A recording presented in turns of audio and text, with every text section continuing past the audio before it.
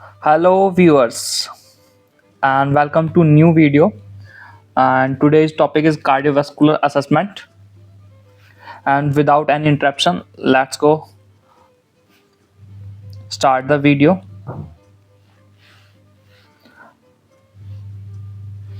And cardiovascular assessment in physiotherapy involves evaluating the patient cardiac and pulmonary status, functional capacity, and overall physical health. The assessment is crucial for developing a rehabilitations or fitness program, particularly for the patients with cardiovascular or pulmonary condition. जो cardiovascular assessment है, ये हमारे evaluate करता है cardiac और pulmonary status, उसकी function capability क्या है, ओवरऑल फिजिकल हेल्थ कैसी है। तो इन चीज़ों में हमारा कार्डियोवैस्कुलर असेसमेंट हेल्प करता है। तो मैं हूं डॉक्टर विशाल, और सबसे पहले आपको बता देते हैं कि आपको मेडिकल नोट्स चाहिए और मेडिकल वीडियो है, आप इससे अपने नोट्स बना सकते हो। और अपनी अगर कार्डियोवैस्कुलर असेसमेंट को इम्प्रूव करना है तो आप ये वीडियो आपके लिए है। तो स्टार्ट करते हैं। तो ये हमारी मेन 3 पार्टों में होती है: subjective assessment, objective assessment and rehabilitation and treatment plan. तो सबसे पहले देखते हैं सब्जेक्टिव असेसमेंट। ये हमारा इसमें मेन पर्पस होता है पेशेंट की कंडीशन और मेडिकल हिस्ट्री और पर्सनल इन्फॉर्मेशन को गैदर करना। तो इसमें हमारा फर्स्ट जो पॉइंट है वो आता है हमारा पर्सनल इन्फॉर्मेशन। इसमें हम पेशेंट का नेम, एज, जेंडर, ऑक्यूपेशन और एक्टिविटी लेवल और बाकी की जैसे एड्रेस हो गया, ये सारी चीज़ें हम इसमें गैदर करते हैं। फिर हम पेशेंट की चीफ कंप्लेंट सुनते हैं कि मेन इशू कहाँ आ रहा है। अगर कार्डियोवैस्कुलर असेसमेंट हो रही है तो मेनली जो आपकी प्रॉब्लम्स इश्यूज होती हैं, shortness of breathing, chest pain and fatigue, थकान हो जाती है, एक्सरसाइजेस नहीं कर पा रहे हैं, एक्सरसाइज इंटॉलरेंस, ये सारी चीज़ें आपको चीफ कंप्लेंट में पेशेंट आपको बताता है। फिर हम पेशेंट की हिस्ट्री लेते हैं कि पेशेंट की प्रेजेंट हिस्ट्री क्या है। उसमें पेशेंट से पूछते हैं कि ये सिम्टम्स आपको कब से स्टार्ट हुए हैं, प्रोग्रेशंस चेक करते हैं, उसकी ये कंडीशन पहले से वर्स हो चुकी है या कंडीशन इम्प्रूव हो रही है आपकी हेल्थ। तो सिम्टम्स के बारे में देखते हैं कि सिम्टम्स कम होते जा रहे हैं या इम्प्रूव हो रहे हैं या स्टेशनरी रुके पड़े हैं एक ही जगह पर। ट्रिगर पॉइंट्स कि आपकी जो ये प्रॉब्लम सिम्टम्स कब ट्रिगर होते हैं, ये आपको एक्टिविटी करने के दौरान स्ट्रेस हो या अदर कोई फैक्टर हो जो एग्रीवेट कर रहा हो इन सिम्टम्स को। तो प्रेजेंट इलनेस में हम इन तीनों चीज़ों के बारे में जानते हैं। फिर हम चलते हैं मेडिकल हिस्ट्री। पेशेंट की मेडिकल हिस्ट्री लेते हैं। मेडिकल हिस्ट्री में हम कार्डियोवैस्कुलर कंडीशंस देखते हैं, pulmonary condition, surgery, risk factors के बारे में जानते हैं। तो पेशेंट के अगर हमें पता पड़ जाए कि उनकी पहले कोई प्रॉब्लम है तो क्या है कि जब दूसरी प्रॉब्लम दोबारा से या तो रिकरेंट प्रॉब्लम हो रही है वो सेम कंडीशंस, या कॉम्प्लिकेशन क्रिएट कर रही है पुरानी प्रॉब्लम मिक्स होके।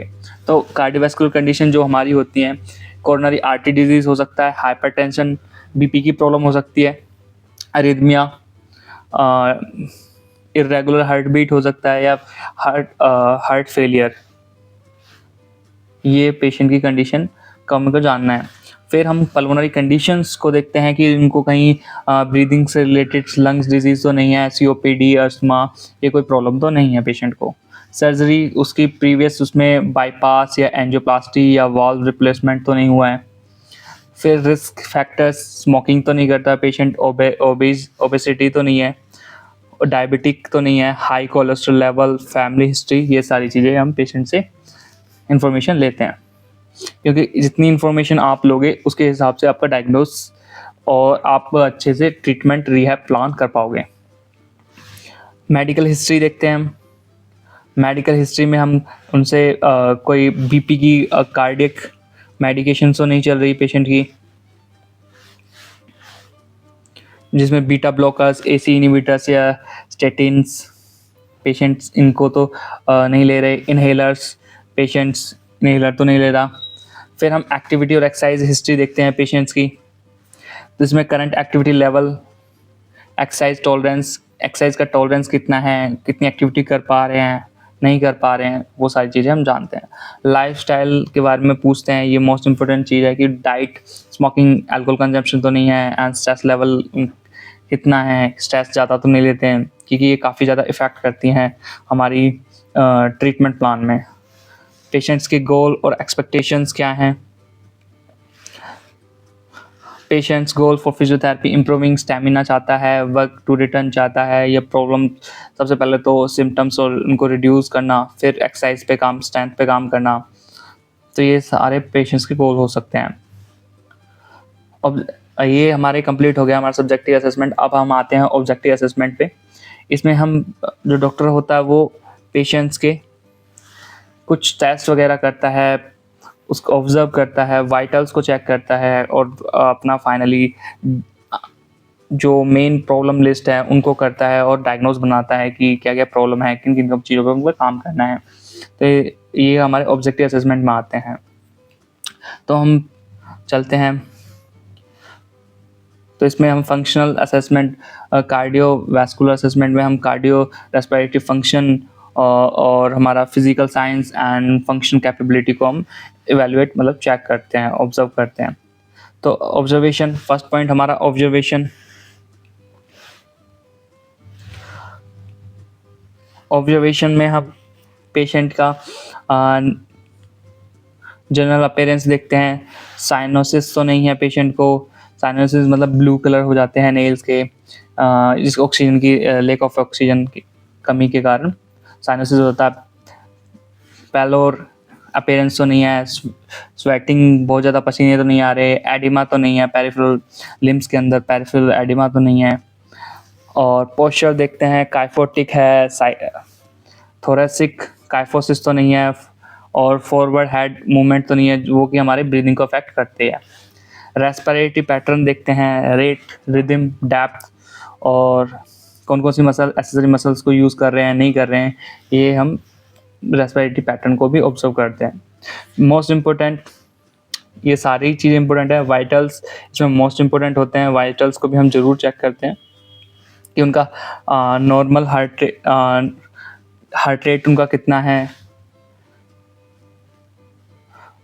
एंड ब्लड प्रेशर कितना है पेशेंट का, रेस्पिरेटरी रेट, ऑक्सीजन सैचुरेशन कितना है, टेम्परेचर कितना है, क्योंकि ये काफ़ी ज़्यादा हेल्पफुल होते हैं कि आप जब कुछ भी एक्टिविटी कराते हो तो ये इंक्रीज़ हो जाते हैं। तो कितना इंक्रीज़ होते हैं और कितना आपको करानी चाहिए, इनको हम बार बार मॉनिटर करते रहते हैं, जिससे पेशेंट को ना तो ज़्यादा थकान हो, ना वो ज़्यादा प्रॉब्लम में आए। तो इनको हमें बार बार मॉनिटर करना होता है। पहले तो हम इनको सारी चीज़ों को हम पहले नॉर्मली मेज़र करते हैं और फिर उसके बाद हम उसको एक्टिविटी के बाद भी हम मेज़र करते हैं कि एक्टिविटी के बाद कितना इनका इंक्रीज़ हो गया है या डिक्रीज़ हो गया है। तो जो हमारा मेन ऑक्सीजन का होता है, हमारा पल्स ऑक्सीमीटर आता है, हम उससे चेक कर सकते हैं। अब आते हैं हमारा सी पॉइंट, चेस्ट एग्जामिनेशन। हम चेस्ट अगर कार्डियोवैस्कुलर असेसमेंट कर रहे हैं तो चेस्ट एग्जामिनेशन मोस्ट इंपॉर्टेंट है। इसमें हम इंस्पेक्शन करते हैं चेस्ट वॉल मूवमेंट का, सिमेट्री या एक्सपेंशन ठीक है नहीं है, या कोई स्कार तो नहीं है, सर्जिकल स्कार जैसे स्टर्नोटॉमी, इसमें हम हमारा cutting of sternum surgical procedure होता है जो कि हमारे स्टर्नम को कट करते हैं, उस हम स्टर्नोटॉमी कहते हैं। पैल्पेट करके देखते हैं पेशेंट की कि वो चेस्ट एक्सपेंशन कितना कर पा रहा है, मेज़र करते हैं अपर लोब को, मिडल और लोअर जोन को कि वो कितना एक्सपेंड कर पा रहे हैं। ट्रैकियल पोजीशन देखते हैं कि वो सेंटर में है या डेविएट कर चुका है, चेंज हो चुकी है उसकी positions. Percussion indicate the normal lungs and इसमें हम सजेस्टेड फ्लूइड, हम प्लूरल इफ्यूजन को देखते हैं इसमें कि जो हमारा परकशन है वो नॉर्मली हो पा रहा है, नहीं हो पा रहा है। ऑस्कल्टेशन से हम स्टेथोस्कोप से हम पेशेंट्स के लंग्स पे लगा के S1 S2 मरमर साउंड या एबनॉर्मल साउंड तो नहीं आ रही है, तो ये हम सारी चीज़ें चेक करते हैं। इसमें हमें ब्रीदिंग साउंड्स जो हमें नॉर्मल सुनाई देती है एक वो, या वीजिंग साउंड तो नहीं है, क्रैकल्स क्रैकलिंग साउंड तो नहीं आया, ये सारे फ्लूइड्स की साउंड होती हैं, अलग अलग कंडीशन में अलग अलग साउंड्स आते हैं, या कहीं एयर का एंट्री रिड्यूस तो नहीं हो रही है, ये हमें ऑस्कल्टेशन से काफ़ी अच्छा चेक कर सकते हैं।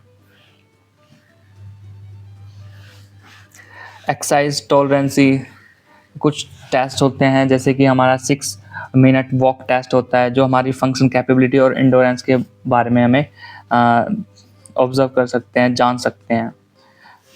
एंड शटल वॉक टेस्ट होता है जो हमारी कार्डियो रेस्पिरेटरी फिटनेस टेस्ट होता है, जिससे हम कार्डियोवैस्कुलर फिटनेस के बारे में असेस करते हैं। स्टेप टेस्ट होता है जिससे हमारा रिकवरी टाइम और फिटनेस लेवल के बारे में हम जानते हैं। फिर हम फंक्शनल असेसमेंट पे आते हैं कि पेशेंट बैड मोबिलिटी, ट्रांसफ़र, एडियल्स कितने कर पा रहे हैं और कितना उन्हें आगे कराने की ज़रूरत है। बैड मोबिलिटी, रोलिंग या स्पाइन टू सिट कर पा रहे हैं, नहीं कर पा रहे, ट्रांसफ़र सिट टू स्टैंड या स्टैंड टू सिट। एडियल्स ड्रेसिंग खुद से करते हैं, नहीं करते हैं, बाथिंग, लाइट एक्टिविटीज़ खुद से कर पा रहे हैं, नहीं कर पा रहे हैं।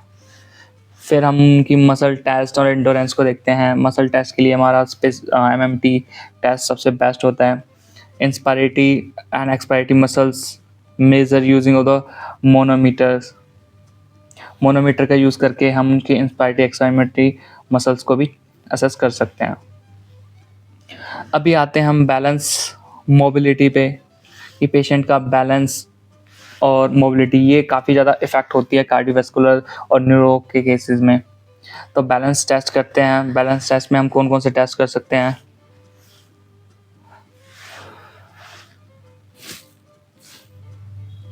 Timed up and go, berg balance scale and gait analysis करना होता है हमारा, look the abnormalities affect the endurance. और मेन स्पेशल टेस्ट में हम ब्रीथ होल्ड टाइम टेस्ट कर सकते हैं, कि इससे हमें लंग्स कैपेसिटी के बारे में असेस करते हैं कि कितनी कैपेसिटी है हमारी। And peak expiratory flow rate check कर सकते हैं, असेस द एयर ऑब्स्ट्रक्शन की एयर वे में कोई ऑब्स्ट्रक्शन तो नहीं है। कफ इफेक्टिवनेस को हम देख सकते हैं। इन्वेस्टिगेशन में हमारे रेडियोलॉजिकल इन्वेस्टिगेशंस आते हैं, रिपोर्ट्स आती हैं, ब्लड टेस्ट वगैरह, ECG, echocardiogram, pulmonary functional test और MRI, एक्सरेज, ये सारी चीज़ें आती है जिससे हमारा डायग्नोज और एक्यूरेट हो जाता है, जिससे हम अच्छे से हम उनका ट्रीटमेंट कर पाते हैं। तो फाइनली हमें उनका डायग्नोज बनाना होता है। मोस्ट ऑफ डायग्नोसिस आपको ऑलरेडी बने होते हैं, क्योंकि हॉस्पिटल से एक बार डायग्नोज हो जाते हैं, फिर आपको इजीली वो डायग्नोज आपको मिलता है। आपको खाली ट्रीटमेंट प्लान ज़्यादा बनाना होता है। कुछ पेशेंट्स का ऐसा होता है कि डायग्नोज प्लान बनाना होता है आपको। इसमें आपको देख सकते हैं कि आपको किन किन चीज़ों पे लिस्ट कर सकते हैं कि आपको किन किन चीज़ों पे काम करना है। रिड्यूसिंग एंडोरेंस, डिस्पेनिया तो नहीं है, पोस्चर इश्यूज़, मसल वीकनेस, ये आपकी प्रॉब्लम है जिन पे आपको काम करना होता है। And treatment and rehabilitation plan में हम देखते हैं कि कार्डियोवैस्कुलर को इम्प्रूव करने के लिए हमारा पर्पस क्या है, हमारा कि improve the cardiovascular fitness and respiratory functions and overall physical health. इसमें हमारे 2 टाइप्स के goals, short term and long terms goals होते हैं। शॉर्ट टर्म्स गोल हम reducing symptom of breathlessness and fatigue, जो स्टार्टिंग में हमें ब्रीदिंग की इशू आ रहे हैं, हमें ऑक्सीजन का लेवल इम्प्रूव करना होता है, सर्कुलेशन इम्प्रूव करनी होती है और जो सिम्टम्स हैं उनको रिड्यूस करना होता है। एंड लॉन्ग टर्म्स गोल, इसमें हमें enhance the exercises tolerance and functional independency. Patient को हमें इंडिपेंडेंट बनाना होता है कि वो खुद से सारे काम कर पाए स्टार्टिंग में, और हमें मेन कॉम्प्लिकेशंस को भी प्रिवेंट करना होता है और लाइफस्टाइल को प्रमोट करना होता है। अब इसमें हम ट्रीटमेंट में क्या क्या कर सकते हैं? मेन हमारे ब्रीदिंग एक्सरसाइजेस, इसमें हम diaphragmatic breathing exercises and purse lip breathing exercises and hold breathing exercises, different type की एक्सरसाइजेस इसमें आती हैं, हम वो सारी हम परफॉर्म कर सकते हैं। एरोबिक ट्रेनिंग करा सकते हैं। एरोबिक में हमारे लो इम्पैक्ट एक्सरसाइजेस होते हैं, जैसे वॉकिंग हुई, साइकिलिंग हुई, स्विंगिंग हुई। तो ये पेशेंट के लिए वॉकिंग बहुत ज़्यादा इम्पोर्टेंट होता है, क्योंकि जो कार्डियोवैस्कुलर पेशेंट होता है वो काफ़ी टाइम तक बेड रिडन होते हैं, तो वॉकिंग उनके लिए, पूरी बॉडी के लिए, डाइजेशन सिस्टम के लिए और सर्कुलेशन को इम्प्रूव करने के लिए काफ़ी ज़्यादा हेल्पफुल होता है। ऐसे लाइट एक्सरसाइजेज हमें करानी होती हैं स्टार्टिंग में। फिर हमें उनके बीपी और हार्ट रेट, बीपी और स्पायर एंड ऑक्सीजन लेवल को भी हमें चेक करना होता है। सैचुरेशन उनका प्रॉपर चल रहा, नहीं चल रहा, ये सारी चीज़ें हमें देख के हमें एक्सरसाइजेस करानी चाहिए। अगर सैचुरेशन ज़्यादा कम हो रहा है तो पेशेंट्स को एक्सरसाइज नहीं कराओ, कुछ देर के लिए उनको लेटा दीजिए या बैठा दो, जिससे वो थोड़ा नॉर्मल हो पाए। स्ट्रेंथ ट्रेनिंग, मसल्स की स्ट्रेंथ ट्रेनिंग करनी होती है, हमें लार्ज मसल्स को फोकस करना होता है,